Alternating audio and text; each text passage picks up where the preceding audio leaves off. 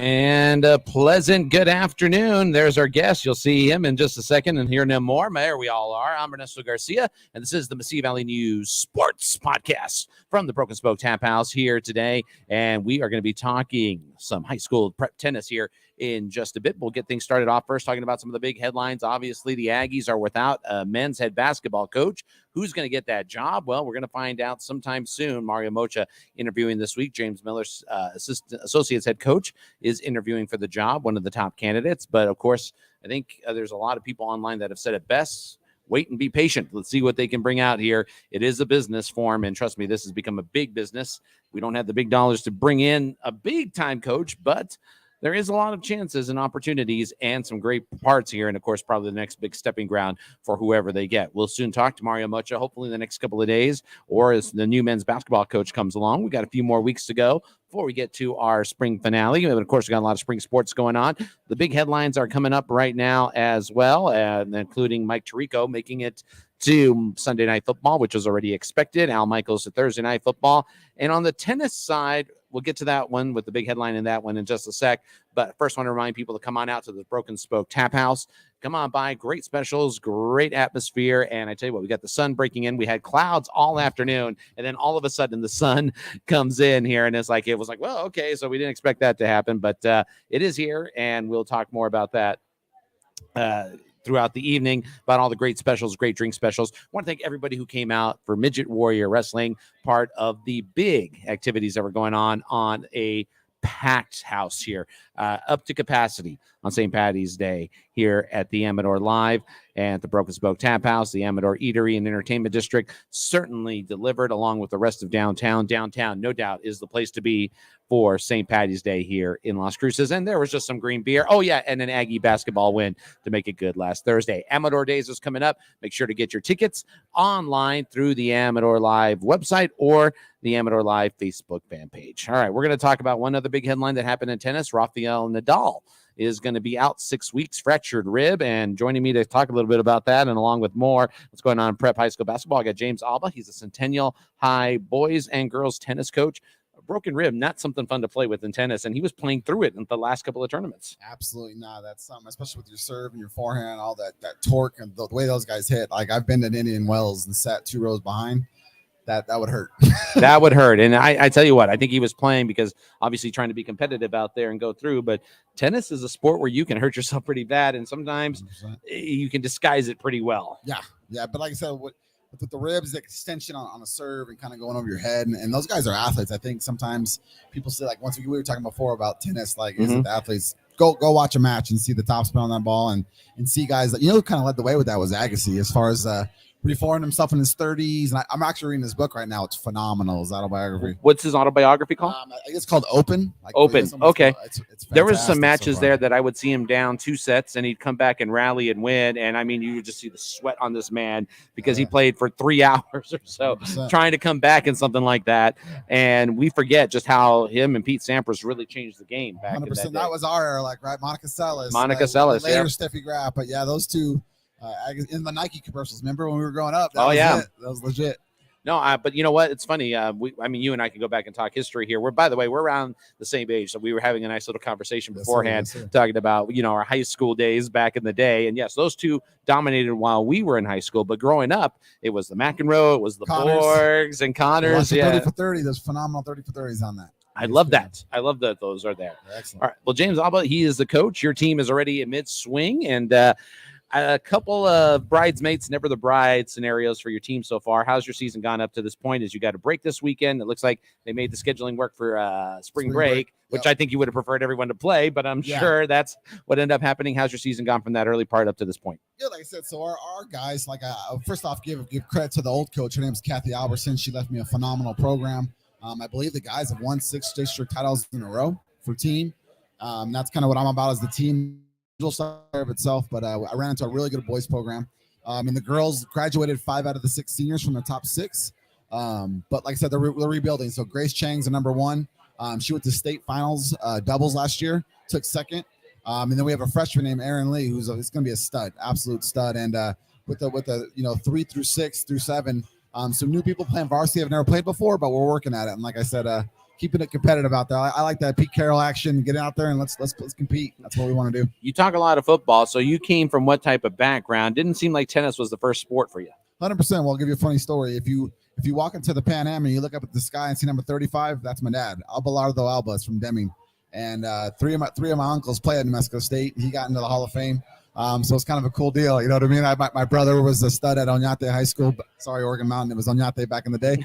And and I kind of had the shoulders for it, but I played football for a little bit. Then when I transferred back to California, Southern California, San Dimas High School. Bill and Ted's an actual high school. And, San Dimas. Yeah. So we had a stud. Excellent, by the way, for anybody who remembers that movie. There you go. So we're really dating ourselves now. I know that. It happens. I know pop culture all day. I got the Bill Simmons references for you guys. Oh, really? Okay. We'll get you. We'll do a pop culture test for you. We can do it. All right. But you were back then playing in San Dimas, and So basically, I told the story about how the way I got into tennis was, I was a football and a basketball player, and kind of had the stigma of like, I don't want to get embarrassed or people call me a dork. And three of the stud football players, Mark Dominguez, Craig Sullivan, and Jake Kuzmak, still on to this day. And they were like, no one's going to make fun of you if you come out with the football players. And I did. And I made varsity as a freshman.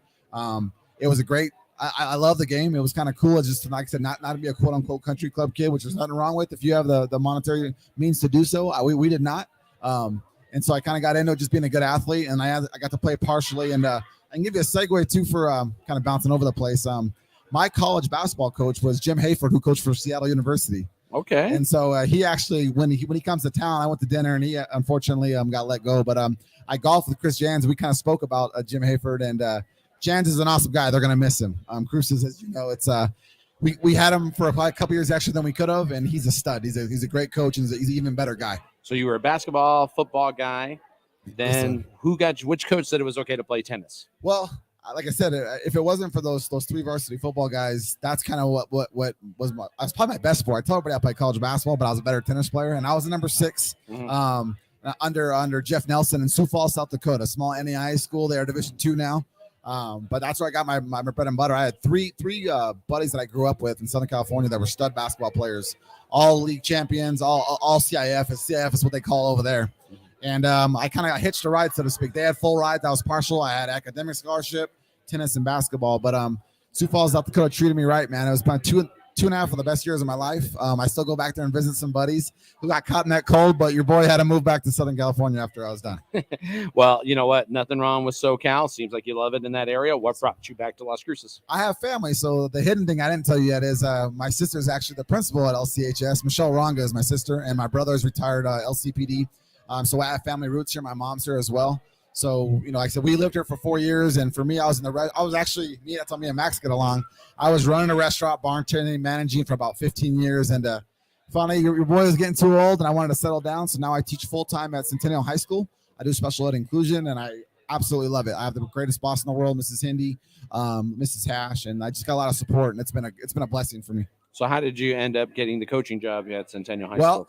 Well, Miss Prieto, she's a PE teacher, and they kind of got me about a year before I was ready. I'm engaged to a beautiful lady. She's a physician at Memorial Hospital, and so I kind of wanted to wait. We're getting married at the winery at St.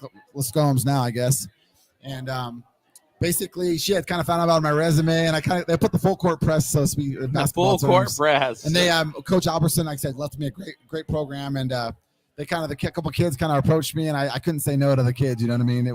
We have a kid named Alex Chang. He's going to Air Force Academy. He's a phenomenal kid. Actually passed on West Point, and they kind of put the pressure on, and it was time to go. So I was ready to step up, and here we are.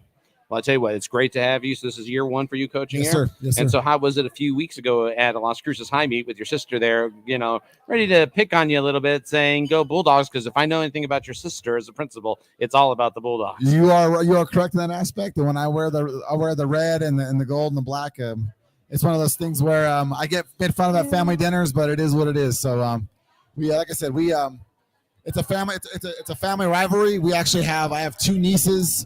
A niece that goes to Mayfield that plays soccer.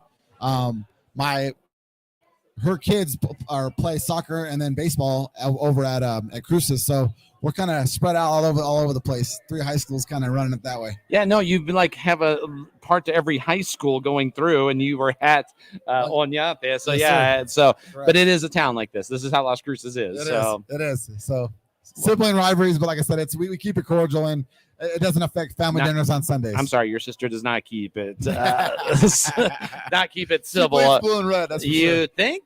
Yeah, think no, she really does, but she's dedicated to what she does there 100%. and stuff. So I know she'll be happy. You the older brother or younger brother? I'm the youngest of 4, yes sir. So she's the older sister. Yes. Oh, so she really gets to rub it in. Oh yeah. Okay. Especially when they had that, like they said, I know that awesome run with the basketball team. In overtime, that was kind of a rough beat, but I was actually cheering for them the one time for state basketball this year when they Volcano Vista, correct? Yeah, that's right. When they played Volcano Vista just a few weeks ago, tough loss at the Pit. I want to talk about your team here, going back to where we are from this season, because you got one more month and you are going to be loading up with a lot of Maastricht and districts that are going to be at Cruces High at your sister's school, if I'm correct on that. Yep.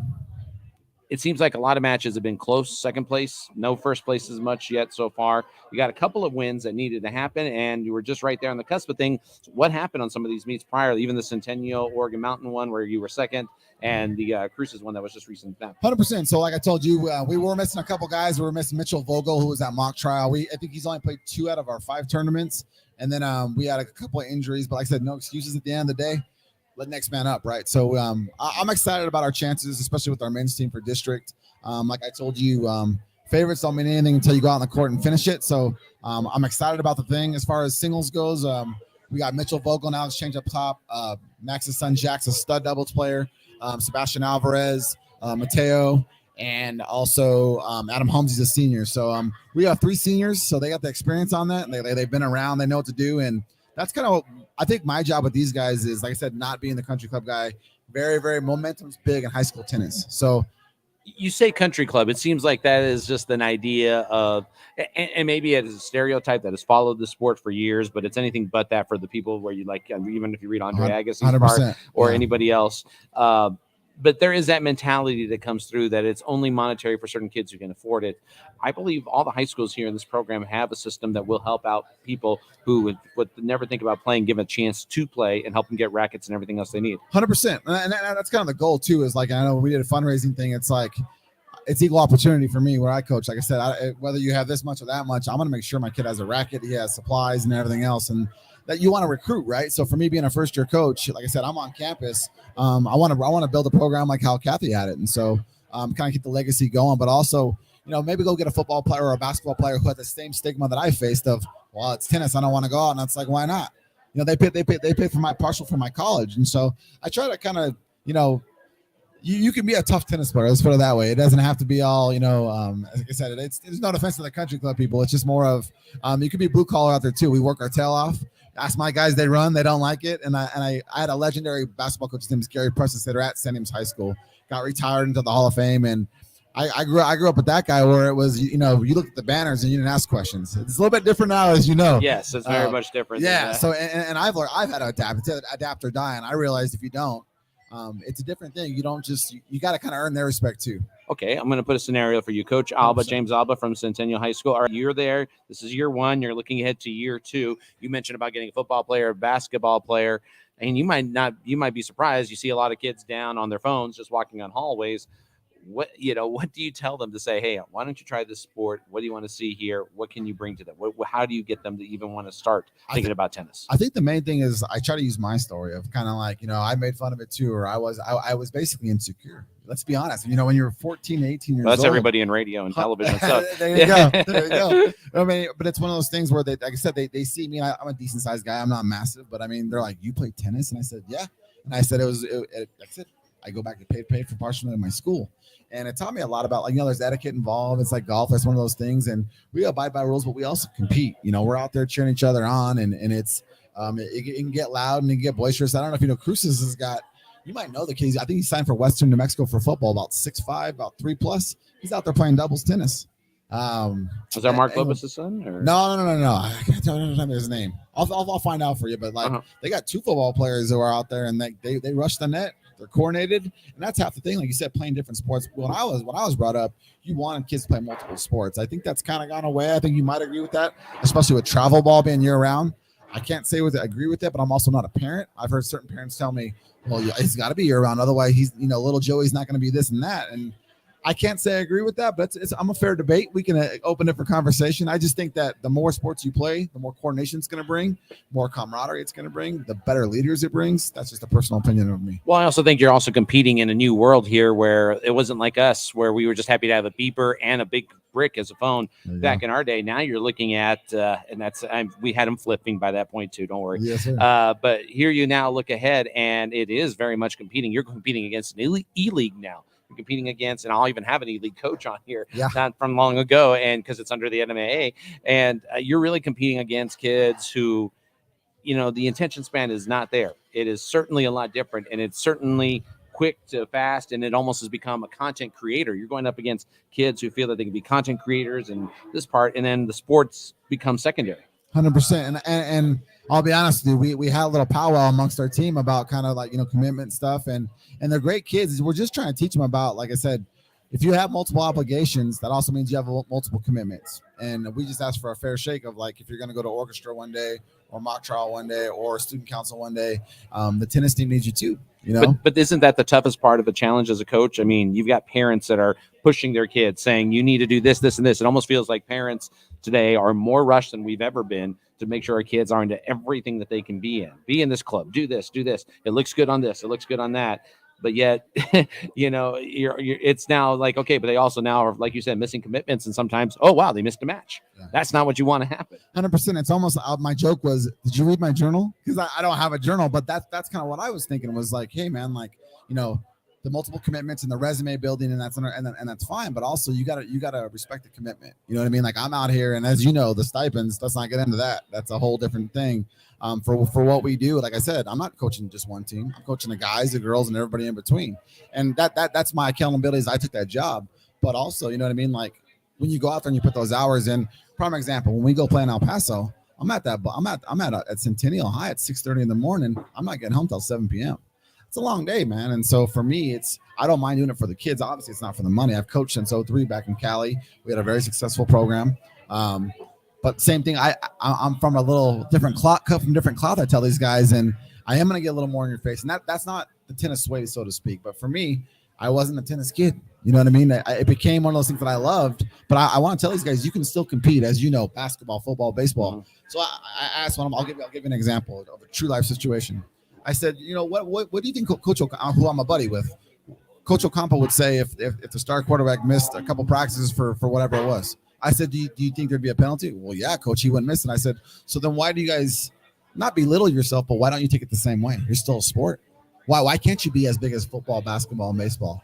You know what I'm saying? Okay, but I'm trying to instill that confidence in them. But what the kid probably won't tell you is that mom and dad are much more stricter during the football season, and they don't see tennis as that sport. You'd be right, so my point is that your assessment is correct as far as that's my main battle.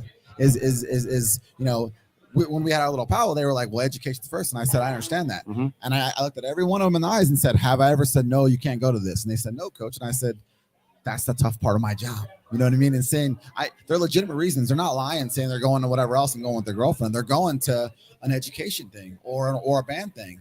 I don't have as you know, we're not basketball, football. We don't have a period. You go to El Paso, Texas, they're paying them $15,000 and they get a 6 period. But if you have a football player coming into play, he might be doing 2 sports in the spring. He might be doing track and tennis, or he might be doing golf and tennis. Yeah. You never know. That's always been the key in this town 100%. For the years that go by, or even baseball. And God, I haven't tried to do baseball and tennis. Exactly. Because I don't think that would actually work. There's no way to make those two work. But Correct. The other ones that there is a little leeway to do things and such. But band and sports have become something else that worked out pretty well. And it goes to show credit to the music programs that have done well here too. Mm-hmm. So like I said, this has become one of those parent things, but I think after a while we forget that the kids need a break. Oh, 100%. And they will catch up, and those breaks will catch up, and you will see it at events. And I'm sure in this first part of the season, that I think that's what I've always understood about tennis, is that it isn't until April, May when you start to see things really get going. Well, and I'll give you once again, like a real life example. I learned the hard way what you're saying. because I'm coming from one place where I had kids in California that were on the honor roll, the valedictorians, but they weren't, the practice. I just feel like the missing of the practice wasn't as big of an issue due to extracurricular activities. So, that's why I kind of implored more about, hey, what's going on here as far as whatever else. But like you said, I'm realizing, coach, it ain't district yet. It's not state yet. And I'm coming from a program where you compete from day one. And you're right. Attention span's gone over. It's the phone and it's this and that. It's a max preps and whatever else. And when are you ranked? And I'm thinking, all right, what are we doing here? You know what I mean? I'm a dinosaur. Put it that way. Don't let the young face fool you. I'm a dinosaur. But you know what? That's part of the challenge in coaching in this new realm here. And I'm sure it's also at the other high schools and everything such. I want to get more into what we can see in district and what's come out with your team so far. The best way I can always put it to tennis to anybody who understands, it's a lot different than the pro sets. They're not playing as many sets. How many sets do boys and girls play? So when you go to the district, you'll play a singles match and a doubles match, best out of 3. Best out of 3. Yes, and California. That's boys and girls. Correct. And California's completely different. And here, I'll give you a little lowdown that I found out. It might be interesting to you, it might not be. So back home, you have, if you play singles, you can't play doubles. You got to choose one or the other. This is in California, right? Correct. And you'll play the 1, 2, and the 3. So the 1 will play the 1, but then you play a regular 6-game set. You go the 1, but then he'll rotate to the 3 or the 2. Well, that's 1 because and New Mexico has a rule said then you can't stack. Well, stack what means is like if I put my number 1 guy right at the 4, that's called stacking. Well, I was like, well, why don't we change that? And you know what they told me? It's because you don't have enough courts and there's not enough money. Basically being when you put the guys and girls together, you don't have enough time in a day to rotate. So they literally have to do the format differently. They won't tell you because it's the money, but it's because of money.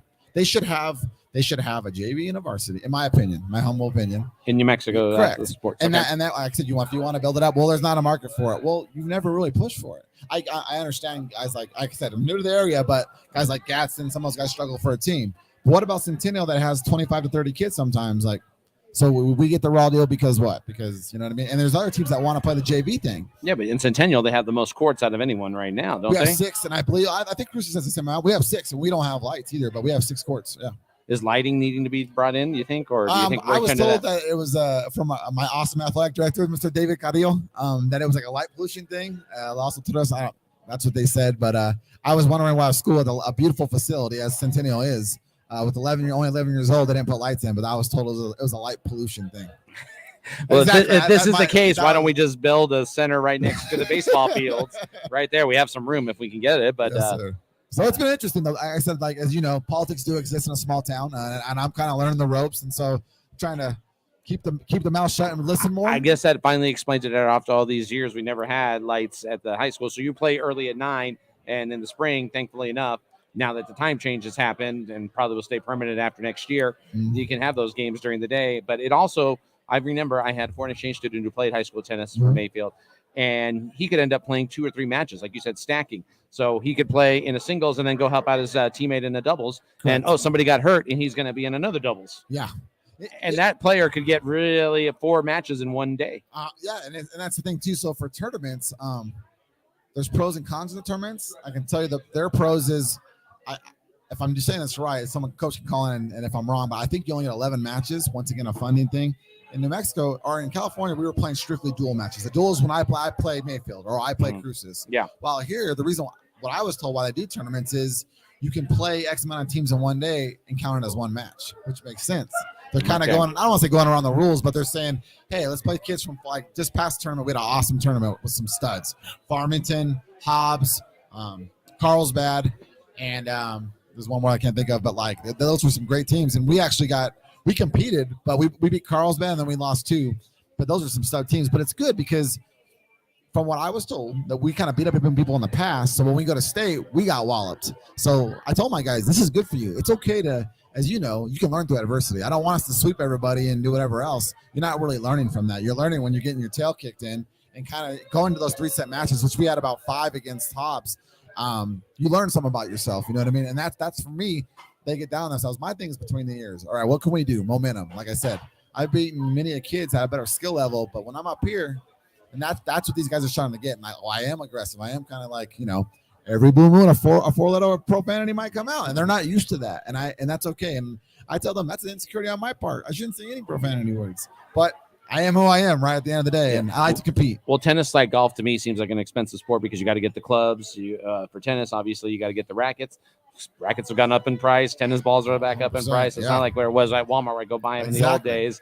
So, what does a parent have to commit to this, and what does a booster club have to do to help you get this together? Well, I'm glad you brought that up, because one of the highlights of my season actually was in my opinion, obviously it's going to be biased, but the best booster support in the area. Obviously, Max Bauer that runs Amador Live, he has been nothing but hospitable, and he basically told me when I came in, when they were trying to talk me into coach, and he said, "I'll take care of this stuff. Don't worry about it." And he has kept his word. We've had pasta dinners for the kids, functions, fundraisers, and those guys have taken care of me. And like I said, I'm back. You and me. I grew up with a P&J, might be an Uncrustable. These guys are getting Chick-fil-A meals and on the road. But I mean, I really respect the small town. Coming back to Cruces, I like that. You know what I mean? Like these guys. But these are parents that are putting their time. They're going out. They're asking businesses, or and I feel that gets a stigma. Like, oh, look where they're getting all this money from. I'm like, well, yeah, it's to support this program. Yeah. This is a sport that costs money. It's not one that happens. And the fact that we have all 4 of our area schools that have a team, it's fine. Now they're doing a lot to try to get that team fitted. Correct. They're competing a lot, and I think we're a little stretched thin. It wasn't like back in our day when we had 3 high schools, and you were fighting to get on that team. That's true.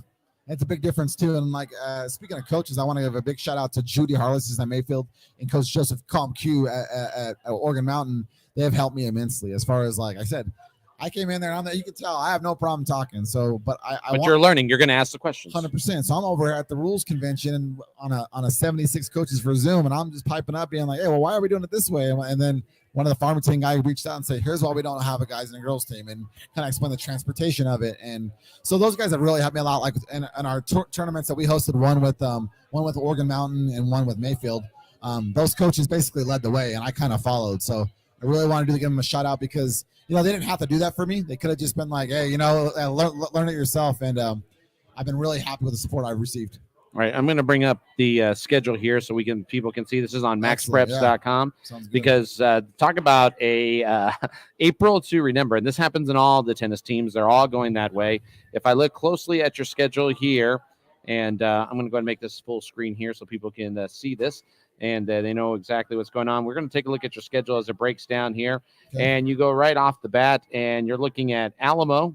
You're taking this week off, spring break. It's funny because there's going to be track meets going on in the spring. Correct. But then here you are, you go right to Alamo, and they're a tough district team. You got Deming, too. That's also a tough district team. So this is the rest of district the rest of the way. And you got to be ready to go here. And already off the bat, you get 8 days to relax. Then you get 3 days in between the Mayfield and then a trip to Deming. So this is really going to start picking up in this month. 100%. So basically April is kind of like you said, our money month, so to speak. Alamogordo has got some studs. And from what I've told, it's a little hostile in Alamogordo. They're not a big fan. Nah, you don't think that. So I believe their boys doubles won district last year. They had some 2 big hosts, 2 big kids. And I'm looking forward to playing against them, competing against them. Then we got Mayfield. Like I said, Judy's an excellent coach. Our guys should bode well. I'm hoping so. And our girls, they got a stud. Her name's Elise, and she won district as a freshman. And that's still so she's a stud, and looking forward to compete against them. My thing is this, when you go into a match with someone like that who's the favorite, you got nothing to lose. You know what I mean? Well, I got to ask this other question. How's officiating for tennis? Do we have enough officials for tennis, or is it becoming a bit of a struggle? And you don't have them. So it's basically the kids call their own line calls. Yeah, their own line calls. Yeah, the only time that you'll have it, if you have like more than one description, we try to tell them, hey, handle it amongst yourselves. That's what you should be able to do. But every blue moon, like this past weekend, I got called as a line judge. So so you get called. So when we have these tournaments, the kids are calling their own points and their own 100%. Lines. Yeah, there's no way. We don't have the funding for. We can't even. So how many parents go at it with each other at this thing here, going, "Oh, that was in, that was out." That's one thing I'm dealing with, because, like I said, I can only imagine that's a nightmare. Well, it hasn't been bad yet, but I've seen rumblings of it, and that's when you try to nip it in the bud. As far as my thing is this. I'm going to control my kids, and I ask other coaches to do the same. Meaning, like, if my kid's acting up and not proper etiquette, especially a parent, I'm going to say something. So it isn't until district or state that we start to see more officials come in? As far as like, since my first year, you don't have them in districts. Maybe when you get to state. The state, because I've always seen them there. Okay, yeah, and I've never been to state yet. Well, hopefully we go this year both individually and as a team. But no, it can get here. I'll give you. You want to know my personal? Sure, go ahead. So. And line calls, this is how it goes. The first one, you let go. Second one, you use the quote, "Are you sure?" And then if it gets repetitive, then you might have to call a line judge. But the goal is for these kids to communicate. That's the other thing, too. I've had kids get intimidated. I have my little 85-pound kid back in California, and there was this big old basketball kid, and I said, he's not going to go over the net and beat you up. You got to make your calls, and you got to stand up for yourself. And that's what I've seen is people getting there's bullying going on, to be honest with you. Oh, yeah, no. But I'm also going to say, I know there for the longest time, there's not been, we see tennis on television. You think there's ball runners there. No. You're getting your own balls over in high school. It goes in that desert. You better wipe those stickers off before you get it back. Have you had that where the kids will go out in the desert? And we're in Centennial. We're in the middle of a desert. So that ball goes over. It's kind of watch for the rattlers when it starts getting warmer. Well, then you worry over at Mayfield where it's like, okay, did I go to the classrooms over there? Okay. Exactly. And over at Cruces, oh, great. It's in the band area. Yeah. Or the football stadium. Yeah. And Oregon Mountain, it's in the parking lot or to the desert there too. Correct. I'm looking forward to this. I always thought there was more line judges in there. No. So they literally, the etiquette is you call your own, and then like I said, if you can't handle amongst each other, then you'll call it over. Like I said, we had a guy, and luckily they handled it correctly. A kid of mine came up and said, "Coach, I think they're kind of hosing us type thing." And I said, "Do you want a line judge? Make the call. But if you do, it's for both sides." So myself and the other coach went over there, and we both kind of. And then here's what happens: you don't make the calls. The only time they use the line judges is if they have a question on the call. Well, then my guess is, how do you keep a crazy guy like Max Apparent from going nuts there? Because I'm going to tell you right now, I bet he's already yelled at that 6 times, Max, haven't you? Oh, don't worry. I'm going to take the camera out there for that. Make some TikTok videos of that one. I love it. No, Max has been good. Actually, he actually came to the last tournament. And like I said, we have that restaurant rowdy mentality. He's been an excellent mentor for me as far as taking care of the local side of things. And he's been a great help. Yeah, no, like I said, I'm bringing a camera there. There's some TikTok videos of him going, that was in. Yeah. You can't be serious. I know he's going to say all that stuff. So I think I said when him and I first met, just knowing my background, that I'm a pretty competitive guy. I think we kind of hit it off right away. All right. So let me ask a question. Do any of your kids do a John McEnroe impersonation, or do they even know who he is? I'd have to ask if they even know who he was. I mean, you cannot be serious. It's like I love McEnroe. Johnny Mac was the guy growing up. You know what I mean? Like, he's before my time, but like I said, if you watch the 30 for 30s and the commercials, and him and his brother, great commentators as well. All right, do a little pop culture quiz on you before we take off here. Three tennis questions. Name the tennis player that was in the movie Trainwreck. The famous tennis player that was in the movie Trainwreck. Is that the one with LeBron James and Hader? I'm trying to think. It wasn't Federer, was it? No. Male or female? Yeah, female. Was it Serena? Nope. Was Kornikova wasn't in it, was she? Nope. Chris Everett. There. I was thinking about the Jim Rome scene with Chris. Call me Chris again. Call me Chris again. All right, another question for you. Sure. King Richard, obviously, hopefully one of the best movies part there. Who's the main actor in the film? Oh, Will Smith. There you go. I'll give you a side piece on that. So where we call ours, you guys call it district, we call it league. Mm-hmm. The very first tournament they have, it's called the Claremont Club in Claremont, California. That's where they played it at. And I was like, this looks familiar because they have a grand court. Mm-hmm. I'm like, I didn't know that place. I saw the credits, Claremont Club, California. So my team has competed at that same place when they filmed the movie. The one of the biggest stadiums in tennis in LA is next to a famous soccer team stadium. What soccer team stadium is it next to? Galaxy, Home Depot Center.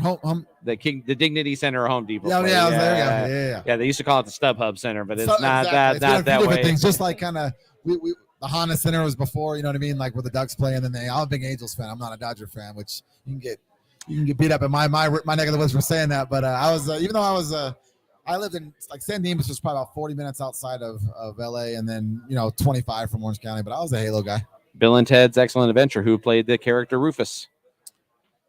I know Keanu Reeves, and then what's the other guy's name? Alex Winter. But yeah, Rufus. Who played Rufus? I can't think of who it is. Man, I'm really getting him on the chair. Yeah. That would be George Carlin, the actor, famous comedian actor. There you go. R.I.P. Emma Stone played what famous tennis player in what movie against who? My pop culture is slacking right now, and that shouldn't be happening. Oh man, I'm thinking of the one with Wimbledon was with the Anglo girl. Emma Stone is too as well, but I'm thinking of. I can't think of it. Okay, so Billie Jean. She played Billie Jean King. Did she? Yeah, and she was also in the movie where she took on the gentleman. I can't remember his name, so I forgot. Oh, when they had the boy versus girl match. Yes, he was like comedian / actor or whatever he was. Yeah. I'll leave you with one final question. How many times do the girls want to play the guys in tennis and beat them on your team? How many do they want, or how many times do they actually beat them? How many times they actually beat them? Because now you're going to put the guys on the blast. Well, the top two girls can compete with the guys. Almost all the guys. Grace Chang and Erin Lee are studs, and the guys know better, and so they don't talk too much smack to them because they know. And I do. So what I do is we don't do gender. It's level. So Erin and Grace, when I team up in doubles, we have a little warm up drill where they go against her older brother's a year older, and so no, they can compete. Don't get Does that sibling rivalry get a little interesting? You know, it's funny. They're both competitive, but Grace has, like I said, I think has that state experience, and she kind of has. Erin's a freshman, and I kind of said, "Hey, take her under your wing." I think people get mixed up as far as you have to be super vocal to be a leader. You can also lead by example. And Grace is obviously phenomenal student, but I pulled her inside and said, "Hey, like this is your duty too. You're a stud tennis player, but be a better person, be a leader because her whole family is amazing, and it's like I expect it out of you. I do have different expectations for some people like that, and it's like bring them along." Well, Coach, it's going to be a busy month. Yes, Get ready for it. Hope it goes well for you. 100%. District's going to be fun, and it's only at your sister's place. And only your sister can say, "Oh, there's my little brother. He's trying to coach." I don't know if she claims you or not. Like the different last names help, so it's good. It's good. No. Now I know She's a that. workaholic. She's putting those 80-hour weeks in. You think? Yeah, that's the understatement. She does a great job. She Yes, really sir. does care for her school there. 100%. Good luck to you, Coach. Thank Look you forward so to a much, great John. season. Thanks for Appreciate you. having us on as well, Max. Excellent. We look forward to getting a lot of video on you at the next meet at Alamogordo or in Deming. So we'll see how that plays out. 100%. And, of course, we're looking forward to District. Make sure to go support our local tennis players and also cheer them on. They'll do their own line calls. You don't need to bug them on that. They can do that as well. Absolutely. All right. We'll see. Thank you for your time. No, thank you for your time. James Alba joining us here on our Mesilla Valley News Sports Podcast. That wraps it up for this week. We'll be back next week, and we'll have a lot more to discuss. And hopefully we're talking with Mario and the new NMSU men's basketball coach, hopefully down the road, because I know if one thing Mario knows, it's recruiting time and needs to get that going. So we'll find out how things play out as the season goes by. For Mesilla Valley News Sports Podcast from the Amador Live, I'm Ernesto Garcia. This show is presented by Ragged Apparel, nmshirts.com.